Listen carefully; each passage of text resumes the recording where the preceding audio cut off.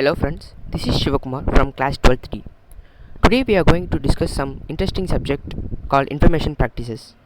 Many of us all know the computer science subject, but this subject is very different, but it was used for easy to use. Before going to the video, I want to ask some question to the who are watching this video. What is the difference between the computer science and the information practices? Okay, no problem. Let it be, I am tell the answer. Computer science is the study of computers and computational systems. Unlike electrical and computer engineers, computer scientists deal with mostly the software and software systems.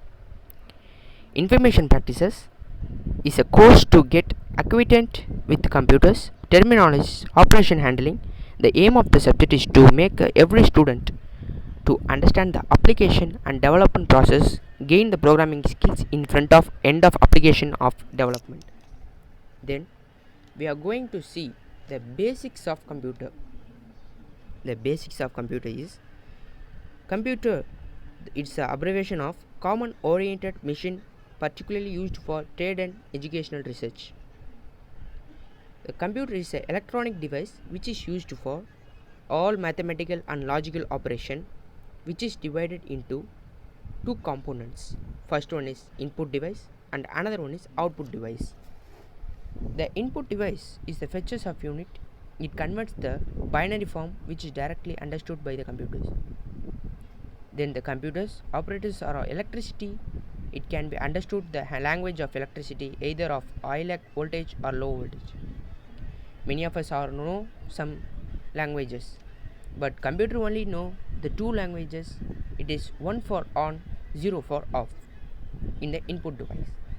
Then some examples of input device is graphic tablets, then cameras, video camera, trackball, barcode reader, digital camera, gamepad, joystick, keyboard, microphone, MIDI keyboard, mouse pointing device, scanner, webcam, touchpad, pen input and microphone, electric whiteboard, OMR, OCR, punch card reader, MICR, magnetic tape device. Then we are going to see a output device. The output device is a form of CPU in the form of binary signals which is needed for conversation. The output unit converts the output binary form to the human readable form. We are using for CD, pen drive, wireless, wiring for all the CPUs used. Some example of output device: monitors, printer, plotter, projector, LCD, computer output microfilm, speaker, headphone, visual display unit, film recorder, microfilm. Then we are going to see some both input and output devices examples. First one is modem. We are used for the laptops, some other usages. USB drive, that means pen drive, we are using for downloading the movies and songs. Then network cards, net cards, most of us all know that. Then touch screen, the phone have the touch phone, most of us all have that. Then headset, speaker and facsimile. The facsimile was known as the scanner that scan the documented and also print the print document. Then audio cards, that is sound unit. Then we are going to see a CPU. The CPU is a main memory of the computer. The human being is having a heart, then the CPU is having then the computer is having a CPU. There is two components of CPU. First one is ALU, arithmetic and logical unit. Then CU, compute control unit.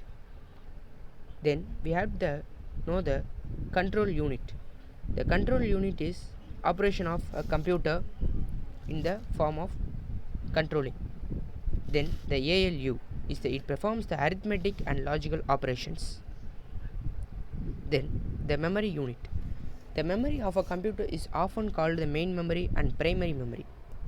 The memory can be primary, secondary depending upon its location. The computer system can be unique memory address.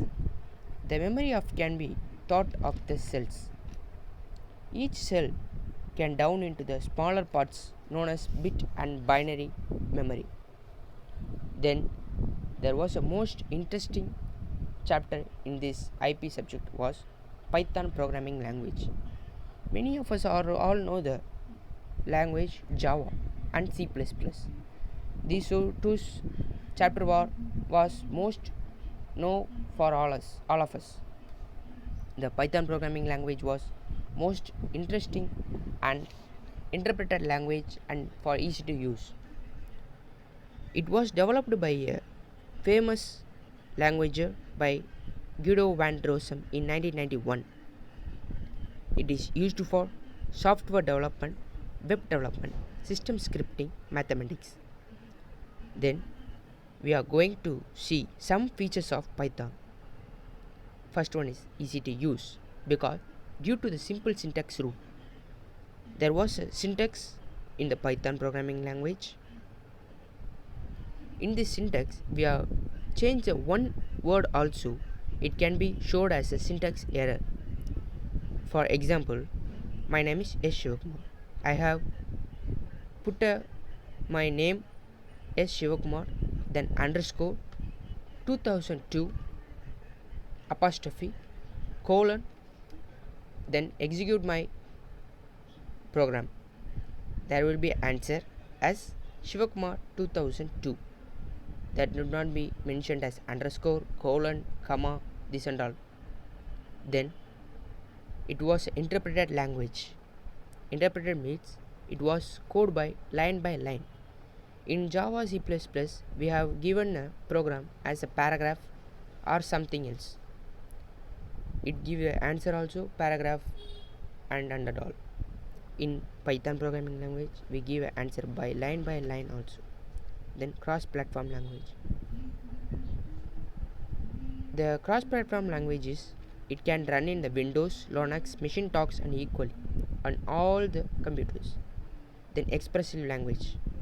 Less code to be used itself express the purpose of code. Completeness. Fifth one is support wide range of library. It can be supported the so much of libraries in the computers. Then sixth one is free and open source. It can be downloaded freely and source can be modified into the improvement. Then we are going to see the drawbacks of Python. It can be lesser libraries as we compare to the other programming language like C++, Java, Net, so much of. Then second one is slow language. As it is interpreted language, it executes the programs slowly. Then third one is weak on typing bailing. It not pinpoint on use of a single variable for a different data types. There can be a Python character sketch. A set of valid characters recognized by the Python users traditional that can be character set. The latest version is Unicode character set of ASCII. Then there are two primary memories in the Python programming language, RAM and ROM. It can be see in the next video. But there is a generation of a computer. It can be see. First generation is 1944 to 1959. It can be used as vacuum tubes. Then second generation is 1959 to 64. That is a transistor. Then third generation, large scale integrated circuit. That means the two wire cables, it be the computer source of integrated circuits. Then fourth one is 1975, very large scale integrated circuits. Fifth one is under development, artificial intelligence. It can be going through these years. Then thank you friends, thank you everybody. If you like this video, please like it. Dislike the video, please dislike it. Subscribe the Indian History channel.